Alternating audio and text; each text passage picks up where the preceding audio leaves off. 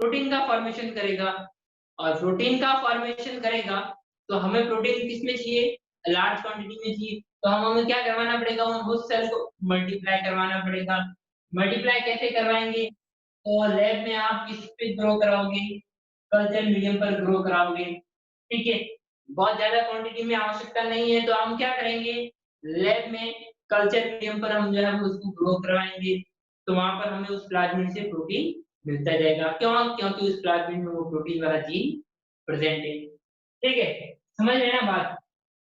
अब उसके बाद हम अगर लार्ज स्केल में जरूरत है तो हम क्या करेंगे? तो लार्ज स्केल में जरूरत है तो हम यूज में लेते हैं किनका? बायो रिएक्टर्स का। किसका यूज करते हैं? बायो रिएक्टर्स का यूज करते हैं। बायो रिएक्टर्स क्या होते हैं? ठीक है, हमारी बुक में इसके बारे में नहीं दे रखा है, केवल एक शब्द ही दे रखा है कि बायो रिएक्टर्स का यूज करते हैं, लेकिन पुरानी एनसीईआरटी में पूरा अलग से टॉपिक है। बायो रिएक्टर्स क्या है? तो वो बड़े कंटेनर्स होते हैं जिनका वॉल्यूम लगभग 100 टू 1000 लीटर तक का होता है, और इनमें रॉ मटेरियल को जो है वो स्पेसिफिक प्रोडक्ट में कन्वर्ट किया जाता है, किनमें? बायो रिएक्टर्स में, ठीक है। तो बायो रिएक्टर्स का यूज करके हम जो है वो होस्ट सेल से ज्यादा क्वांटिटी में प्रोडक्ट को ऑब्टेन कर सकते हैं। ये जो बायो रिएक्टर्स होते हैं बड़े कंटेनर्स होते हैं, और इनमें जो है वो हम जो है इनमें oxygen control system, temperature control system, agitator, ये सारी चीजें इसमें लगी होती है, ठीक है। तो हम क्या कराएंगे अब उसके बाद? मल्टीप्लिकेशन करवाएंगे, जो हमें प्रोडक्ट चाहिए उसके लिए वो क्या हो जाएगा? मल्टीप्लाई हो जाएगा, ठीक है। अब अपन ने मल्टीप्लाई भी करवा लिया, तो अब क्या है? लास्ट लास्ट स्टेप है down stream processing. Last step क्या है हमारा? Down stream processing. Down stream processing क्या है? तो हमने प्रोडक्ट जो है वो बना लिया, ठीक है, देख भी लिया कि हमारा प्रोडक्ट कौन सा प्रोडक्ट बन रहा है, या लार्ज क्वांटिटी में बनाना है या कम क्वांटिटी में। तो हमने प्रोडक्ट का फॉर्मेशन कर लिया। अब उसके बाद में नेक्स्ट हमारा स्टेप है down stream processing. Down stream processing में क्या है कि हम क्या करेंगे? अगर कल्चर मीडियम पे ग्रो कराया है तो कल्चर मीडियम से उस प्रोडक्ट को एक्सट्रैक्ट करेंगे, और बायोरिएक्टर में ग्रो करवाया है तो बायोरिएक्टर से हम प्रोडक्ट को एक्सट्रैक्ट करेंगे, ठीक है। तो बायोरिएक्टर से हम पहले हम क्या करेंगे? प्रोडक्ट को सेपरेट करेंगे। सेपरेट करने के बाद उस प्रोडक्ट को प्योरीफाई करेंगे। प्योरीफाई करने के बाद उस प्रोडक्ट की क्या कराएंगे? हम टेस्टिंग करवाएंगे, ठीक है। और उसके बाद में जो है अगर वो ड्रग्स है तो उसकी हम क्या कराएंगे? क्लिनिकल ट्रायल्स ट्रायल्स लेंगे। फिर उसके बाद में उसको मार्केट में रिलीज कर दिया जाता है। तो वो सारे प्रोसेस मार्केट में रिलीज करने से पहले जो प्रोसेस है वो सब किसमें इंक्लूड किए गए हैं? Down stream processing. Down stream processing क्या हो गया कि आपने प्रोडक्ट को फाइनल मार्केट में रिलीज करने से पहले जो हमारे स्टेप्स जो है वो वो क्या है? डाउन स्ट्रीम प्रोसेसिंग, ठीक है। तो डाउन स्ट्रीम प्रोसेसिंग में क्या आ जाएगा कि आपने सेपरेट कर लिया प्रोडक्ट को, फिर उसके बाद में आपने प्योरीफाई कर लिया उसको। प्योरीफाई करने के बाद अगर उसमें कुछ ऐड भी करना है, कुछ प्रिजर्वेटिव वगैरह कुछ ऐड करना है, मान लीजिए हमें लंबे समय तक उस प्रोडक्ट को रखना है तो आप उसमें क्या करेंगे? कुछ प्रिजर्वेटिव ऐड वगैरह करना है तो वो भी करेंगे। उसके बाद में फिर हम क्या करेंगे? अगर उसकी क्वालिटी भी टेस्ट करेंगे कि क्वालिटी कैसी है, ठीक है। फिर उसके बाद में हम जो है क्लिनिकल ट्रायल्स, अगर वो ड्रग है तो, नहीं तो फिर क्लिनिकल ट्रायल की कोई जरूरत नहीं है, और उसको मार्केट में रिलीज कर दिया जाता है ना। तो मार्केट में रिलीज करने से पहले ये बेसिक स्टेप्स कौन कौन से हैं? ये क्या कहलाता है? Down stream processing. तो डाउन स्ट्रीम प्रोसेसिंग तक आते ही हमारा पहला पार्ट खत्म हो गया बायोटेक्नोलॉजी का। वो कौन सा था? रिकॉम्बिनेंट डीएनए टेक्नोलॉजी, जो कि एनसीईआरटी का एक चैप्टर था।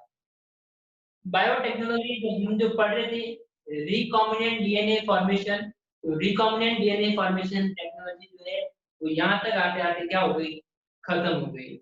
अब अगर इसमें कोई डाउट है तो आप इस पूरे चैप्टर से पूछ सकते हो कि हमने इस चैप्टर में क्या पढ़ा। नीट में भी क्वेश्चन आते हैं, बोर्ड में भी क्वेश्चन आते हैं, और क्वेश्चन फिक्स आएगा ही आएगा। अगर लॉन्ग क्वेश्चन आता है 4 मार्क्स में, आप देखना अगर वो ब्लूप्रिंट आ जाएगी तब 4 मार्क्स का क्वेश्चन आएगा तो सीधा क्वेश्चन यही आएगा, रिकॉम्बिनेंट डीएनए टेक्नोलॉजी को, steps of recombinant DNA technology, सीधा क्वेश्चन यही आएगा, steps of recombinant DNA technology with diagram. Diagram के साथ आप रिकॉम्बिनेंट डीएनए टेक्नोलॉजी को लिखो, 4 मार्क्स का क्वेश्चन तैयार है। छोटे क्वेश्चंस की बात करेंगे तो हम किसकी बात करेंगे, पीसीआर की बात करेंगे, इसके अलावा isolation of DNA, selection of transform cell, enzymes कैसे वर्क करते हैं, ठीक है ना, मैकेनिज्म ऑफ एंजाइम डायग्राम हमारी बुक में दिया हुआ है, तो इंपॉर्टेंट क्वेश्चन है, आना ही आना है, मैकेनिज्म ऑफ एंजाइम, पीसीआर, और बड़ा क्वेश्चन तो फिक्स है ये, अगर आता है बड़ा क्वेश्चन इस चैप्टर से तो यही क्वेश्चन आएगा। अब देखिए एक बार मैं डायग्राम बना देता हूँ फाइनल टाइम इसका कि हमने क्या पढ़ा है, रिवाइज हो जाएगा और डायग्राम भी हमारे पास आ जाएगा 4 मार्क्स के लिए, ठीक है। तो हम डायग्राम के साथ इसको पढ़ लेते हैं। देखिए ये हमारे पास क्या है, सबसे पहले ये हमारे पास डिजायर्ड डीएनए है, ये हमारे पास वेक्टर डीएनए है। फर्स्ट स्टेप क्या होगा, तो हम क्या करेंगे, इसको कट करेंगे, दोनों ही डीएनए को हम क्या करेंगे, कट करेंगे। तो इस तरह से हमने क्या कर दिया, कट कर दिया।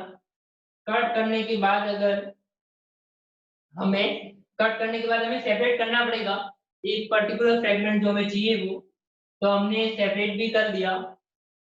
उसी तरह से हम इसको भी क्या करना पड़ेगा, कट करना पड़ेगा, इसको vector DNA, same restriction enzyme की मदद से हम जो है वो वेक्टर डीएनए को और डिजायर्ड डीएनए को कट करेंगे। कट करने के बाद ये फ्रेगमेंट इसमें क्या करेंगे, हम जोड़ देंगे।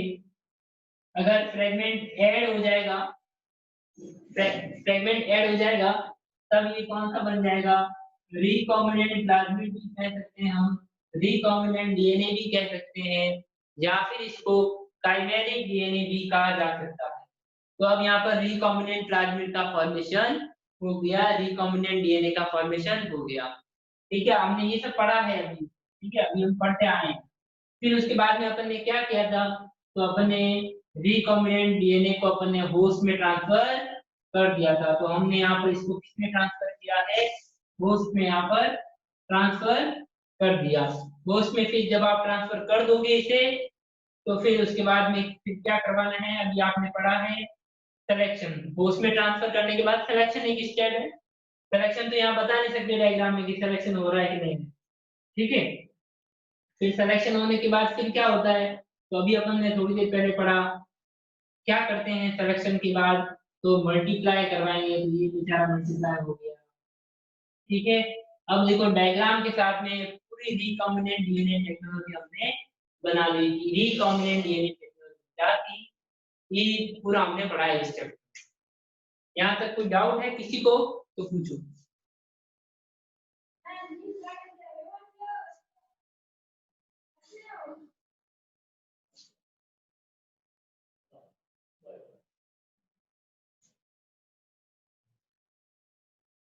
किसी को कोई डाउट नहीं पूरे चैप्टर में, ऑल क्लियर। मैं पूछूं क्या एक क्वेश्चन,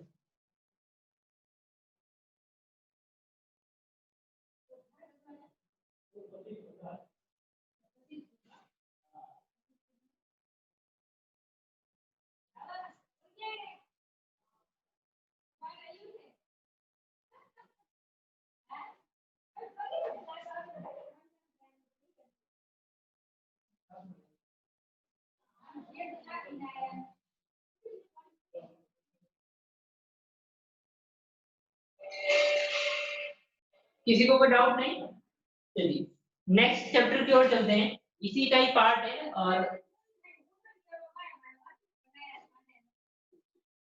एनसीईआरटी का अलग टॉपिक है, जबकि हमारे बुक में ये भी टॉपिक है। Applications of biotechnology. अब हम किसके बारे में पढ़ने जा रहे हैं? एप्लीकेशंस ऑफ बायोटेक्नोलॉजी, कि बायोटेक्नोलॉजी का क्या यूज है। बायोटेक्नोलॉजी जो है ये नई ब्रांच है, तो ये जो ब्रांच जो है वो अभी इसमें वर्क शुरू हुआ है। तो समय के साथ साथ इसमें जो है वो कई सारी चीजें डेवलप होगी और हम देखेंगे कि जब जो है वो न्यूबॉर्न जो बेबी होगा उसमें पेरेंट्स की क्या रहेगी, वो लिस्ट बना के देंगे कि हमारे बेटे में ये वाली क्वालिटी होनी चाहिए, मोबाइल कम चलाएं, फेसबुक कम चलाएं, इंस्टाग्राम ज्यादा यूज करें, ठीक है। तो ऐसे जीन्स का हम जो है मतलब कहने का ये हुआ कि इंटेलिजेंसी का है, ये सारे जो है वो जीन लेवल पर वर्क किया जाएगा, है ना। तो ये फील्ड जो है वो अभी डेवलप हो रहा है, ठीक है। तो अब तक हमने क्या इसमें डेवलप कर चुके हैं वो हम यहाँ पर पढ़ने जा रहे हैं, ठीक है। एप्लीकेशंस ऑफ बायोटेक्नोलॉजी, इसको किन किन जगहों पर यूज किया जा सकता है रिकॉम्बिनेंट डीएनए टेक्नोलॉजी को। तो हम किन किन जगहों पर यूज कर सकते हैं इसको, तो एग्रीकल्चर में यूज कर सकते हैं, मेडिसिन में हम यूज कर सकते हैं इसको, ठीक है, इंडस्ट्रियल में हम यूज कर सकते हैं। तो सबसे पहले हम यहाँ पर पढ़ने जा रहे हैं applications of biotechnology in agriculture, कि एग्रीकल्चर में बायोटेक्नोलॉजी का क्या इंपॉर्टेंस है। तो एग्रीकल्चर में इंपॉर्टेंस का मतलब ये हुआ कि हम प्लांट्स को क्या कर रहे हैं, प्लांट वेराइटीज को डेवलप करने की बात कर रहे हैं, ठीक है। प्लांट वेराइटीज को डेवलप करने की बात कर रहे हैं किसमें, एग्रीकल्चर में। 1960 में 1960 में ग्रीन रिवॉल्यूशन हुआ था। किस लिए हुआ था ग्रीन रिवॉल्यूशन? क्योंकि जो हमारी ह्यूमन पॉपुलेशन है उसको फीड करने के लिए सफिशिएंट क्वांटिटी में फूड अवेलेबल नहीं हो पा रहा था, इसलिए ग्रीन रिवॉल्यूशन हुआ। और उसमें साइंटिस्ट ने क्या किया, तो ब्रीडिंग टेक्निक यूज किया।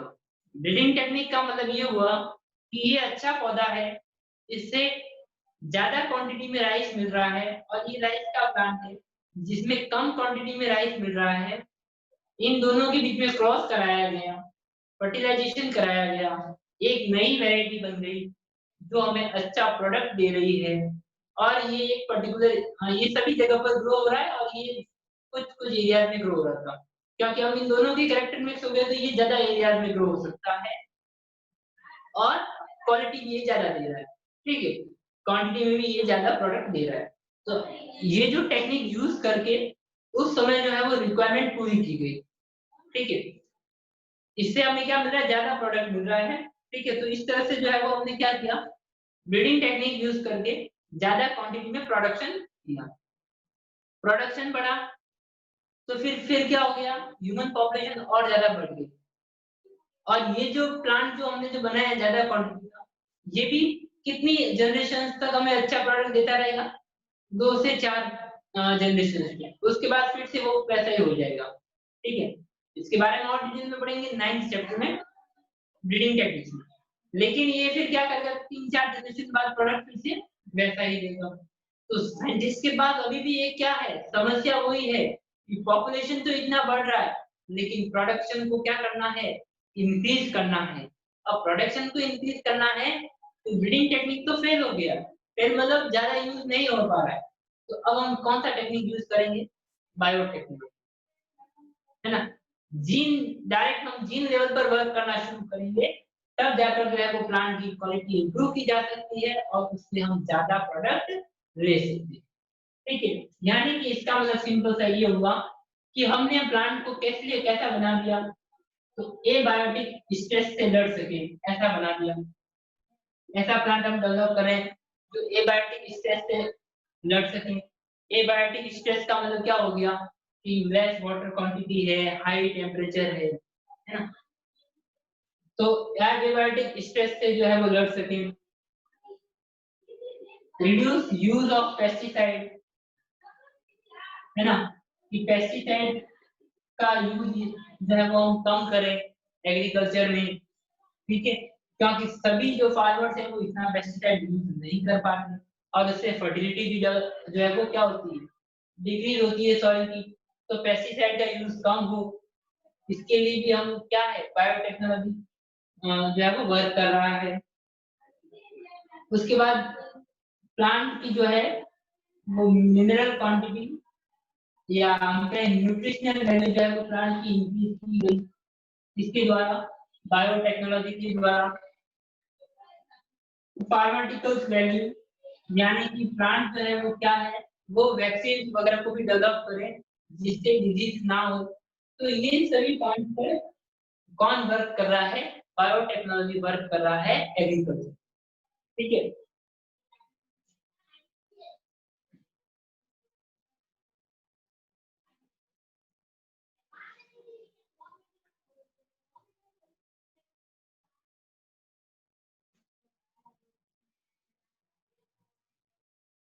सबसे पहला है हमारे पास पेस्ट पेस्ट रेजिस्टेंस प्लांट। पहला पेस्ट रेजिस्टेंस प्लांट, एक चीज यहाँ पर रह गई है जीएमओ। जीएमओ का मतलब होता है जेनेटिकली मॉडिफाइड ऑर्गेनिज्म। जीएमओ क्या है, जेनेटिकली मॉडिफाइड ऑर्गेनिज्म। जो भी बायोटेक्नोलॉजी से जो प्लांट और एनिमल्स जिनमें जीन ऐड करके या डिलीट करके प्लांट्स को डेवलप किया गया है उनको हम क्या कहते हैं, जेनेटिकली मॉडिफाइड ऑर्गेनिजम्स कहते हैं। ठीक है। और इन जेनेटिकली मॉडिफाइड ऑर्गेनिजम्स को हम क्या बोलते हैं, तो ट्रांसजेनिक ऑर्गेनिज्म भी बोल सकते हैं। ठीक है, क्या बोल सकते हैं हम उनको, ट्रांसजेनिक एनिमल भी बोल सकते हैं। अब जो है पेस्ट रेजिस्टेंट प्लांट को हमने डेवलप किया है तो हम क्या कहेंगे, ये एक टाइप की क्या है, ट्रांसजेनिक प्लांट्स। ठीक है, तो अब हम ट्रांसजेनिक प्लांट्स के बारे में या हम के जेनेटिकली मॉडिफाइड प्लांट्स के बारे में हम स्टडी करेंगे। सबसे पहला यूज बायोटेक्नोलॉजी का हुआ pest resistant plant, BT cotton. Important है एग्जामिनेशन पॉइंट ऑफ व्यू से, कंपटीशन में कई बार क्वेश्चन आ चुका है बीटी कॉटन पर। बीटी कॉटन एक ऐसा प्लांट है या ऐसा कॉटन प्लांट है जिसमें कुछ इंसेक्ट पहले डिजीज करते थे। अब इस प्लांट को, कॉटन को बायोटेक्नोलॉजी ने डेवलप किया और इसमें जो डिजीज करने वाले जो इंसेक्ट है वो अब इसमें डिजीज नहीं कर पाते, यानी कि इसको क्या कर दिया, डिजीज के लिए क्या कर दिया, उसको रेजिस्टेंट बना दिया, इंसेक्ट का इफेक्ट यहाँ पर इसको खत्म कर दिया इस प्लांट के। और इसको नाम क्या दिया, इस कॉटन प्लांट को बीटी कॉटन प्लांट नाम दिया। ये जो बीटी लिखा है, बीटी है बैक्टीरिया के लिए यूज किया गया है, बैसिलस thuringiensis। बैसिलस thuringiensis क्या है, एक बैक्टीरिया। ये जो बैक्टीरिया है, इस बैक्टीरिया में एक प्रोटीन का फॉर्मेशन होता है। इस बैक्टीरिया में एक प्रोटीन का फॉर्मेशन होता है और ये प्रोटीन क्या है, तो ये प्रोटॉक्सिन है। कैसा है ये, प्रोटॉक्सिन। प्रो आया है मतलब क्या है, इनएक्टिव। किसका फॉर्मेशन हुआ, इसके अंदर किसका फॉर्मेशन करता है, प्रोटॉक्सिन का फॉर्मेशन करता है। ये प्रोटॉक्सिन क्या करता है, तो कुछ इंसेक्ट की डेथ के लिए रेस्पॉन्सिबल है। लेपिडोप्टेरन्स, कोलियोप्टेरन्स एंड डिप्टेरन्स, ये तीनों क्या है, तो इंसेक्ट ग्रुप के ऑर्डर्स के नाम लिखे मैंने, लेपिडोप्टेरन्स, कोलियोप्टेरन्स एंड डिप्टेरन्स। फ्लाइज, मॉस्किटोज, बीटल्स, इनके ये ऑर्डर्स है। ठीक है, तो बैसिलस thuringiensis बैक्टीरिया है जो प्रोटीन का फॉर्मेशन करता है। जो प्रोटीन कैसा है, एक प्रोटॉक्सिन है यानी कि टॉक्सिक प्रोटीन है। ये टॉक्सिक प्रोटीन किसको मारता है, लेपिडोप्टेरन्स, कोलियोप्टेरन्स और डिप्टेरन्स को ये डिस्ट्रॉय करने का काम करता है। ठीक है, ये जो प्रोटीन है,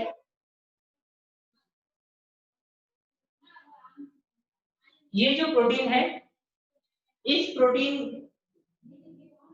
ये जो प्रोटीन है बैक्टीरिया फॉर्मेशन करता है इसकी लाइफ साइकिल के दौरान, और ये इनएक्टिव स्टेज में बैक्टीरिया में प्रेजेंट रहता है। प्रोटॉक्सिन मीटा मतलब इनएक्टिव स्टेज में प्रेजेंट रहता है, और ये इनएक्टिव जो है वो एक्टिव फॉर्म में कन्वर्ट होता है। ये इनएक्टिव जो प्रोटीन है ये एक्टिव फॉर्म में कन्वर्ट होता है। कब कन्वर्ट होगा? जब कोई इंसेक्ट इस प्रोटीन को इंजेस्ट करेगा तो ये प्रोटीन क्या हो जाएगा? एक्टिव हो जाएगा। कब? इंसेक्ट की गट में जाने के बाद, इंसेक्ट की गट में जाने के बाद एल्केलाइन पीएच पर, कौन सी पीएच पर? एल्केलाइन पीएच पर ये क्या हो जाएगा? एक्टिव हो जाएगा। और एल्केलाइन पीएच पर ये इनएक्टिव टॉक्सिन एक्टिव हो जाएगा, तो फिर वहां पर क्या करेगा? सेल की स्वेलिंग होगी, सेल स्वेलिंग, और सेल की स्वेलिंग होगी और उसके बाद वो सेल फट जाएगा, सेल स्वेलिंग एंड लाइसिस। ठीक है, तो उस तरह से उस इंसेक्ट की क्या हो जाएगी? डेथ हो जाएगी। ये प्रॉपर्टी, ये टैलेंट किसके पास है मारने का, इंसेक्ट को मारने का? उस बेचारे बैक्टीरिया के पास। अब हमें मालूम चल गया कि बैक्टीरिया अच्छा है, यूजफुल है। हमने क्या किया? इसका जीन को हमने निकाल दिया। ठीक है,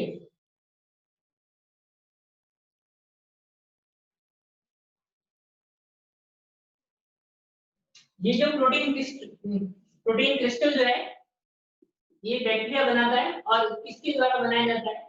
तो ट्राइजीन के द्वारा इस प्रोटीन क्रिस्टल का फॉर्मेशन होता है बैक्टीरिया में। ठीक है, तो ये जो प्रोटीन क्रिस्टल जो है, जीन जो बना रहा है, ये जीन जो है वो किसमें इंसर्ट किया गया? प्लांट में। अब क्या करेगा? जैसे ये बना रहा है प्रोटीन क्रिस्टल, वैसे ही प्लांट भी डेवलप करेगा। अब प्लांट को प्रोटीन क्रिस्टल डेवलप करेगा तो इंसेक्ट उस प्लांट को ईट नहीं करेंगे। ठीक है, तो इस तरह से एक प्लांट को जो है वो क्या कर दिया हमने? जेनेटिकली मॉडिफाइड कर दिया। तो अब वो प्लांट खुद जो है वो क्या कर सकता है? इंसेक्ट से लड़ सकता है। इसीलिए उस कॉटन को क्या नाम दिया गया? BT cotton. किसके द्वारा कंट्रोल किया जाता है ये प्रोटीन? क्राइजीन के द्वारा। और आपको पूछा जाता है कि क्राई फर्स्ट एसी और क्राई सेकेंड एबी, ये कॉटन बोलवॉर्म्स को कंट्रोल करते हैं, और क्राई फर्स्ट एबी जो है ये कॉर्न वॉरर को कंट्रोल करता है। ठीक है, तो इस तरह से ये एक प्लांट को जो है वो क्या कर दिया हमने? इंसेक्ट रेजिस्टेंट प्लांट का डेवलपमेंट। क्लियर? समझ गए? क्वेश्चन से सारे के सारे, एक क्वेश्चन ये था, दूसरा क्वेश्चन ये, और तीसरा ये कि प्रोटीन कैसा है बैक्टीरिया में? बैक्टीरिया की डेथ क्यों नहीं होती? बैक्टीरिया में प्रोटीन है तो बैक्टीरिया की तो डेथ होनी चाहिए, टॉक्सिक प्रोटीन है तो, लेकिन डेथ इसलिए नहीं होती है क्योंकि वो इनएक्टिव फॉर्म में होता है। तो आपको ये चीज ध्यान में रखनी है। तीन क्वेश्चंस थे। क्लियर है यहाँ तक? पेस्ट रेजिस्टेंट प्लांट का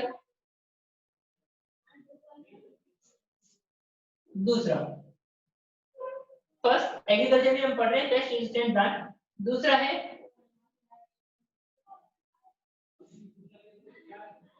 इंक्रीज इन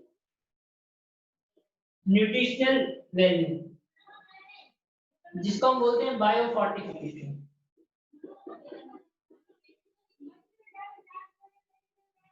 बायोफोर्टिफिकेशन, ठीक है। Increase in nutritional value, plant की जो है वो न्यूट्रिशनल वैल्यू भी इंक्रीज की गई किसके द्वारा? बायोटेक्नोलॉजी के द्वारा। ठीक है, न्यूट्रिशनल वैल्यू कैसे इंक्रीज की गई? तो राइस जो है इसमें विटामिन ए प्रोडक्शन को इंक्रीज कराया गया जीन इंसर्ट करके। ठीक है, तो उन राइस को क्या कहा गया? Golden rice. उसी तरह से मस्टर्ड प्लांट में भी विटामिन ए प्रोडक्शन इंक्रीज कराया गया, तो उनको क्या कहा गया? Golden rice and golden mustard. ठीक है, तो ये जो है वो क्या है? प्लांट में न्यूट्रिशनल वैल्यू इंक्रीज करना है ना, इसके द्वारा बायोटेक्नोलॉजी है ना। विटामिन ए एनरिच राइस क्या कहलाता है? Golden rice. ठीक है, या गोल्डन राइस क्या है, तो जिनमें विटामिन ए की क्वांटिटी ज्यादा होती है उन राइस को हम क्या बोलते हैं, गोल्डन राइस बोलते हैं। आप सभी को मालूम है विटामिन ए किस काम आता है, कोई भी एक, विटामिन ए क्या करता है और कहां से मिलता है विटामिन ए, विटामिन ए कहां से मिलता है, क्या यूज है इसका,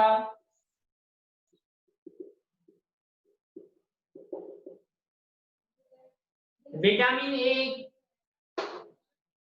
आपको मालूम है विटामिन ए कैरेट से मिलता है, कैरेट मिल्क से क्या करता है, तो आई जो है ना, आई विजन को क्या करता है, ये इंक्रीज करता है, ठीक है।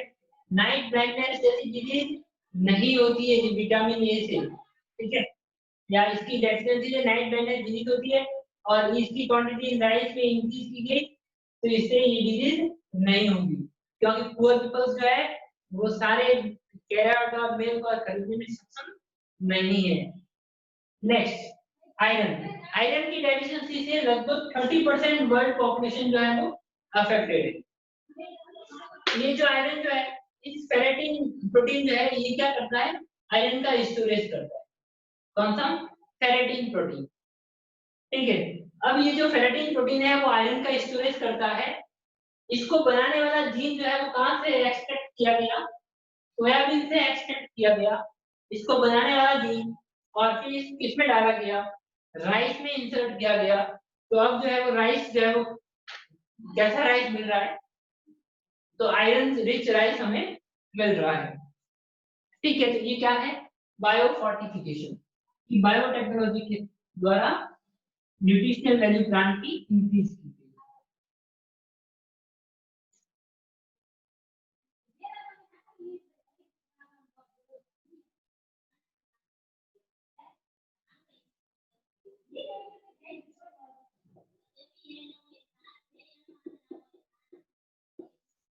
नेक्स्ट, पोस्ट हार्वेस्ट लॉस को क्या कहा जाता है, कम। पोस्ट हार्वेस्ट लॉस क्या होता है, तो जैसे कोई भी फल है या जो फल वगैरह जो है जो हम ऑब्टेन करते हैं प्लांट वगैरह से, उसको जो है वो हम स्टोरेज करते हैं, तो कुछ जो है वो बहुत कम समय में खराब हो जाते हैं, ठीक है, और कुछ जो है वो ट्रांसपोर्टेशन के दौरान ही जो है वो क्या हो जाते हैं, डिस्ट्रॉय हो जाते हैं। तो अब हमें वो पोस्ट हार्वेस्ट यानी कि कटाई के बाद होने वाले नुकसान को कम करना, ठीक है। तो आपको मालूम है टमाटर सबसे ज्यादा खराब होता है, ठीक है, टोमेटो, तो टोमेटो जो है क्या होता है, ये पहले सबसे ज्यादा खराब क्या होता है, तो इसमें एक एंजाइम होता है पॉलीगैलेक्टो यूरेनेज एंजाइम, ये एंजाइम क्या करता है, टोमेटो में एंजाइम पॉलीगैलेक्टो यूरेनेज एंजाइम, ये एंजाइम क्या करता है, सेल वॉल को ब्रेक करता है, इसके पेक्टिन कंपोनेंट को क्या करता है, ब्रेक करता है, जिसके कारण से वो क्या है, टोमेटो जल्दी से जो है वो क्या हो जाता है, फट जाता है या डैमेज हो जाता है, ठीक है, खराब हो जाता है, किसके कारण, इस एंजाइम के कारण। अब क्या किया हमने, एंटीसेंस जीन, इसके अपोजिट वर्क करने वाला जीन जो है वो क्या किया गया, इंसर्ट किया गया, तो इससे क्या होगी, इस टोमेटो की लाइफ क्या होगी, इंक्रीज हो गई, ठीक है, एंटीसेंस जीन के द्वारा, या इस एंजाइम को सिंपल सा है हमने क्या कर दिया, इसका इनहिबिटर जीन जो है वहां पर डाला गया, जिससे इस टोमेटो की लाइफ इंक्रीज हो गई, और जो जेनेटिकली जो इंप्रूव जो टोमेटो जो बना, इसका नाम दिया गया है फ्लेवर फ्लेवर टोमेटो। ये पीएमटी का क्वेश्चन है, फ्लेवर फ्लेवर टोमेटो जो है वो क्या है, genetically modified variety of genetically modified variety of tomato, flavour flavour tomato, ठीक है, आपको ध्यान में रखना है पॉलीगैलेक्टोयूरेनेज एंजाइम की वजह से।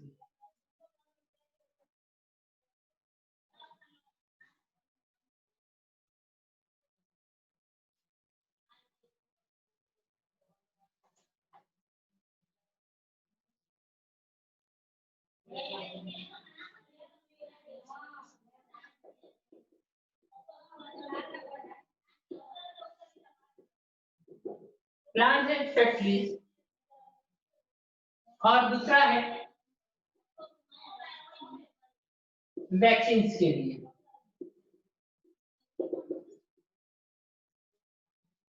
अब क्या है, तो हमने कुछ ऐसे प्लांट्स डेवलप किए हैं जिनके अंदर हमने ग्रोथ हार्मोन, डिजीज से लड़ने के लिए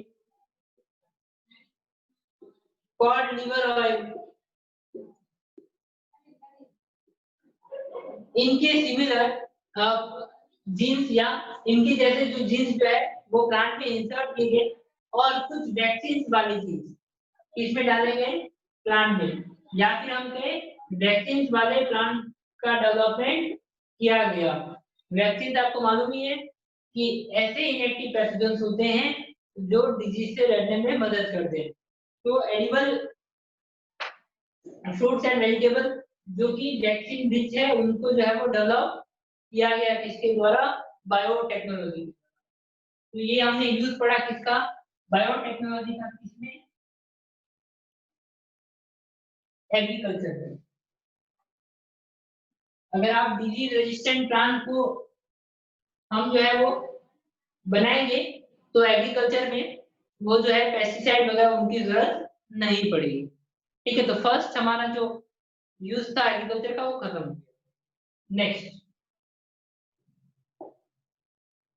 second, medicine.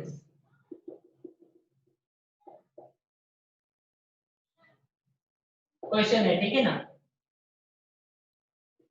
Human insulin, human insulin, कोई भी एक जना बताओ, ह्यूमन इंसुलिन, इंसुलिन जो है वो कौन से सेल प्रोड्यूस करते हैं,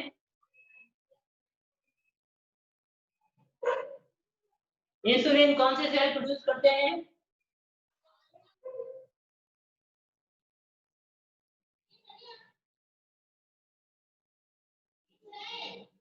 इंसुलिन कौन से सेल्स प्रोड्यूस करते हैं, इंसुलिन का प्रोडक्शन कौन से सेल्स के थ्रू होता है,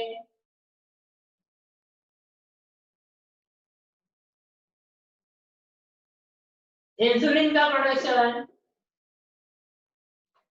कौन से सेल्स के थ्रू होता है, बीटा सेल्स के थ्रू।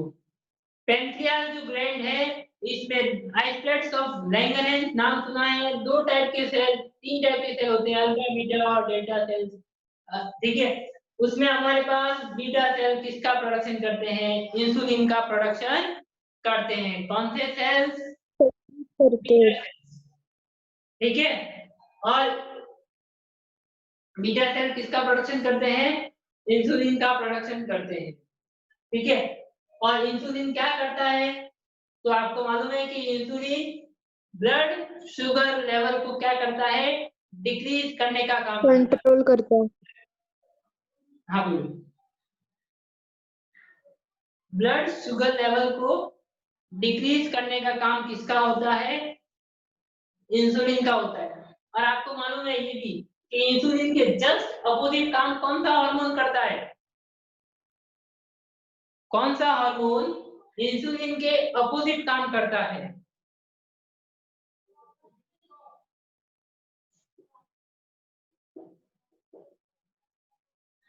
एंटागोनिस्टिक हार्मोन कौन सा है इंसुलिन का,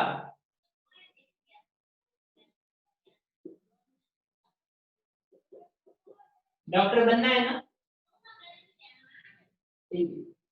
बन जाओगे। इंसुलिन और ग्लूकागॉन दोनों एक दूसरे के अपोजिट काम करते हैं।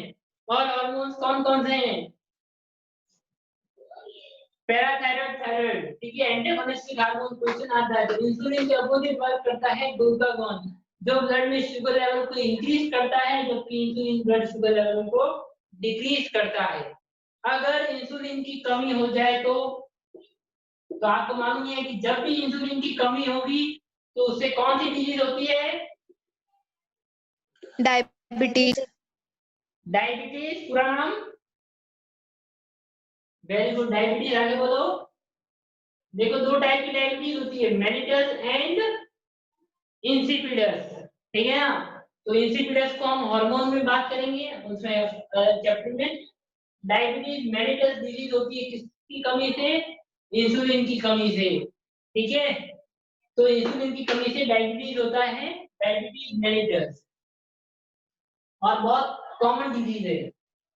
अब इंसुलिन की जिसमें कमी होती है तो फिर क्या किया जाता है, आपको मालूम है कि इंजेक्शन लगाए जाते हैं इंसुलिन के, ठीक है। इंसुलिन के इंजेक्शन कहाँ से लेते हैं, तो जिस इंसान में इंसुलिन की कमी होती है, कभी कभार तो उसके लिए इंसुलिन जो है वो कैटल का या पिग का इंसुलिन भी यूज करते हैं, लेकिन कुछ लोगों को एलर्जी होती है तो वो उसके खिलाफ क्या करते हैं, एंटीबॉडी प्रिपेयर करते हैं। तो कुछ में तो सूट कर जाता है एनिमल इंसुलिन और कुछ में सूट नहीं करता है, ठीक है। तो उनका प्रॉपर कोई भी ट्रीटमेंट नहीं है, इंसुलिन इंजेक्शन देने पड़ते हैं, ठीक है।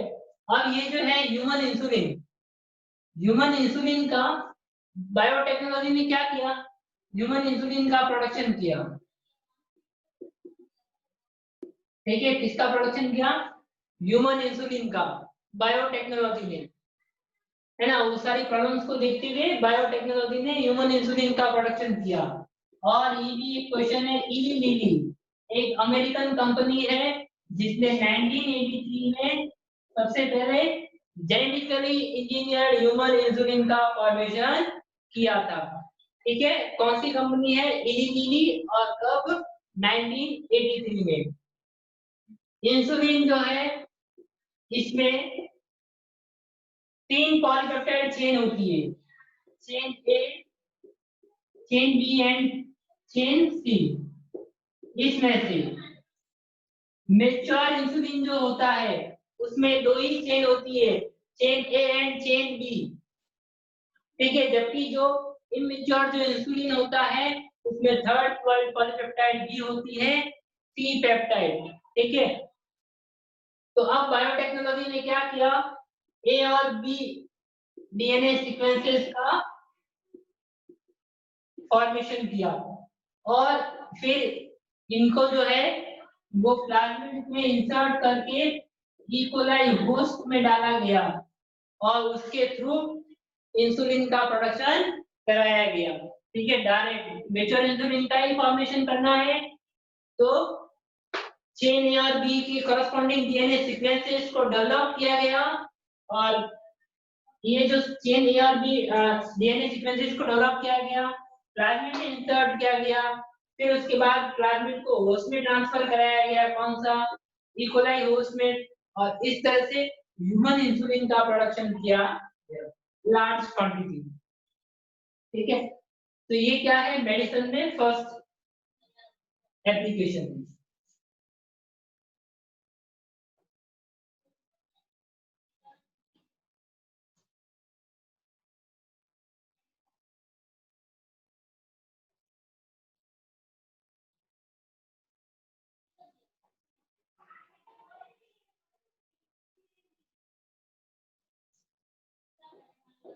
नेक्स्ट मेडिसिन में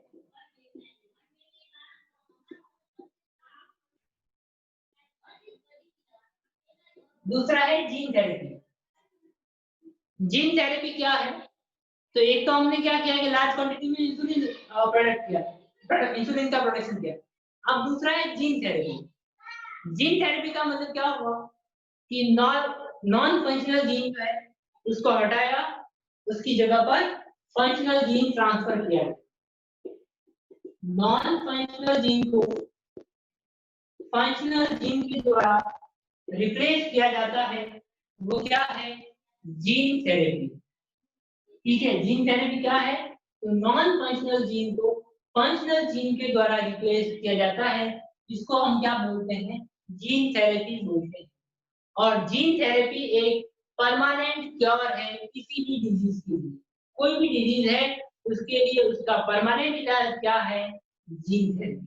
बायोटेक्नोलॉजी इस पर वर्क कर रहा है और कई सारी डिजीज ऐसी है जो जीन थेरेपी के द्वारा ठीक हो जाती है, ठीक है। तो नॉन फंक्शनल जीन को फंक्शनल जीन के द्वारा रिप्लेस किया जाता है, ये क्या कराता है, जीन थेरेपी क्या करता है।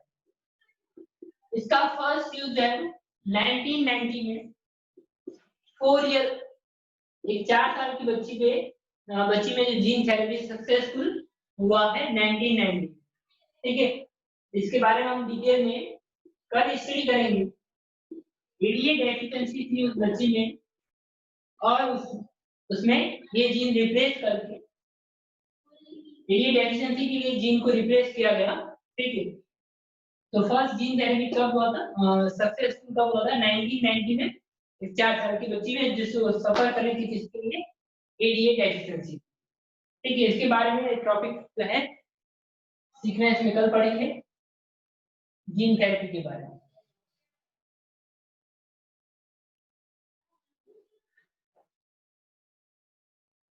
कोई क्वेश्चंस?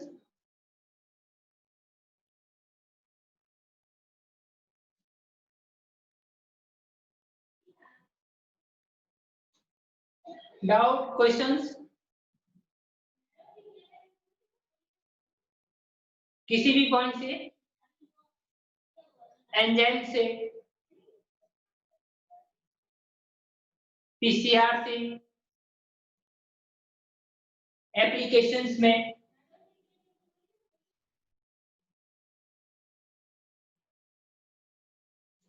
कोई डाउट नहीं?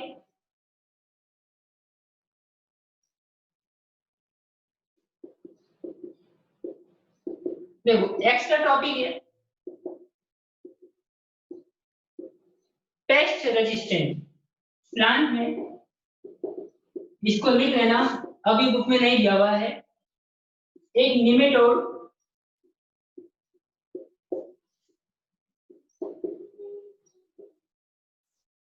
मेलेटोगाइन इनकॉग्निशिया, ये जो नेमेटोड है ये क्या करता है, roots of tobacco plant, tobacco plants की रूट को क्या करता है, ये अफेक्ट करता है। कौन? नेमेटोड मेलेटोगाइन इनकॉग्निशिया, और इसकी वजह से इस टोबैको प्लांट का प्रोडक्शन क्या हो गया, डिक्रीज हो गया।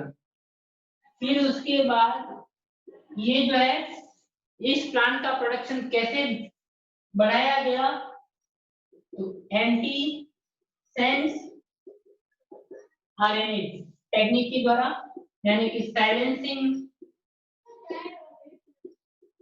एमआरएनए के द्वारा, एंटी सेंस आरएनए टेक्निक के द्वारा या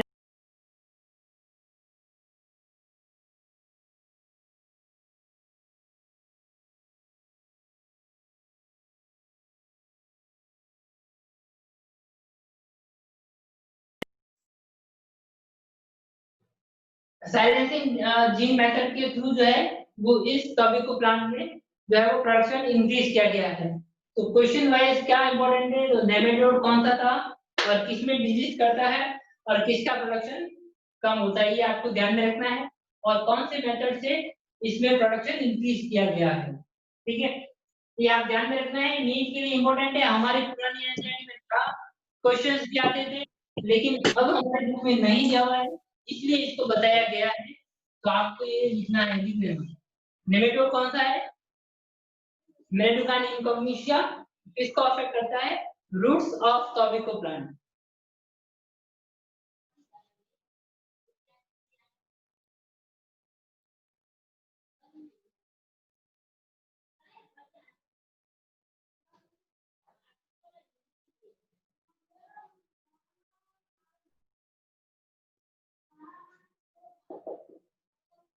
क्वेश्चंस लिख लीजिए होमवर्क के।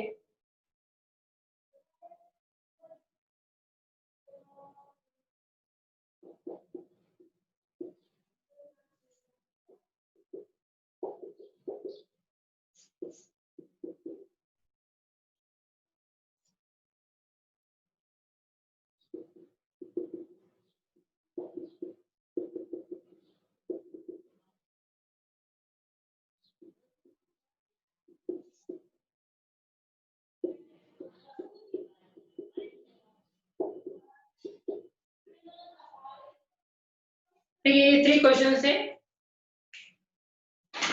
जो आपको तैयार करने हैं कल के लिए।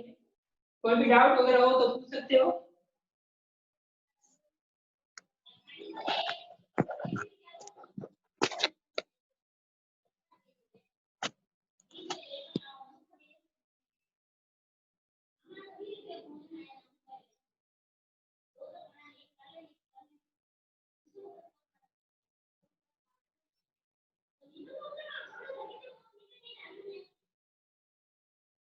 दोन्ही लिहिलं. किती छोटी वापरली होती .70 होते.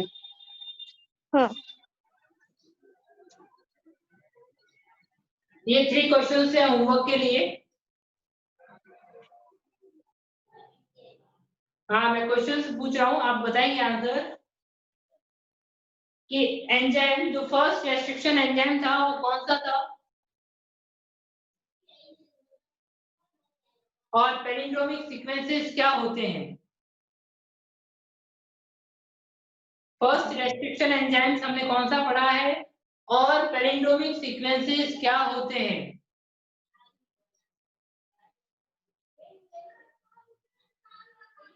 फर्स्ट रेस्ट्रिक्शन एंजाइम और पैलिंड्रोमिक सीक्वेंसेस।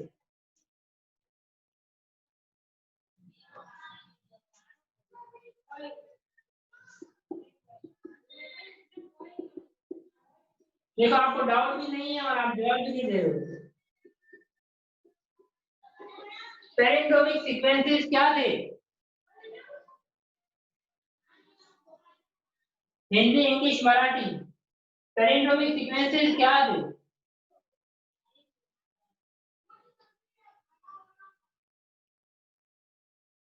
ऐसे सीक्वेंसेस जिनको हम 5 से 3 की ओर पढ़े, इधर से और इधर से पढ़ने पर सेम होते हैं, वो सीक्वेंसेस पैलिंड्रोमिक सीक्वेंसेस कहलाते हैं। और यही वो सीक्वेंस है जहां पर कोई भी एंजाइम क्या करता है, वर्क करता है। रेस्ट्रिक्शन एंजाइम इन्हीं जगहों पर वर्क करता है, इस पर पैलिंड्रोमिक सीक्वेंस पर। और ये क्या है, स्पेसिफिक लोकेशन। हम ये कहते हैं कि स्पेसिफिक लोकेशन पर कट करता है एंजाइम, तो कहां पर कट करता है, पैलिंड्रोमिक सीक्वेंस पर कट करता है। और कौन से एंजाइम पैलिंड्रोमिक सीक्वेंस पर वर्क करते हैं, तो एंडोन्यूक्लियस एंजाइम पैलिंड्रोमिक सीक्वेंस पर वर्क करते हैं। रेस्ट्रिक्शन एंजाइम्स को हम और क्या बोलते हैं,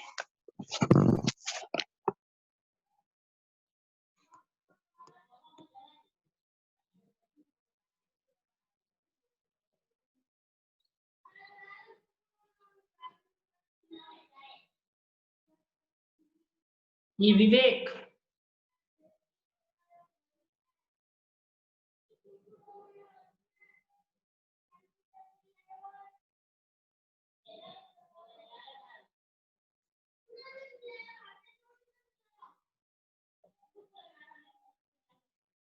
palindromic sequences sorry restriction enzymes को हम और क्या बोलते हैं,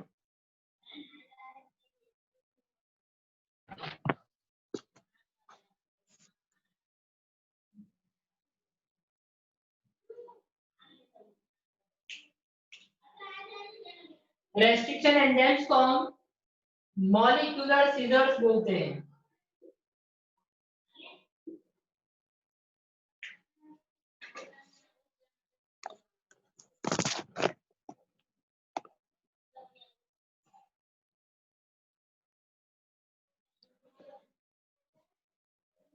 okay thank you, next class में पढ़ेंगे, बाकी पढ़ के आना।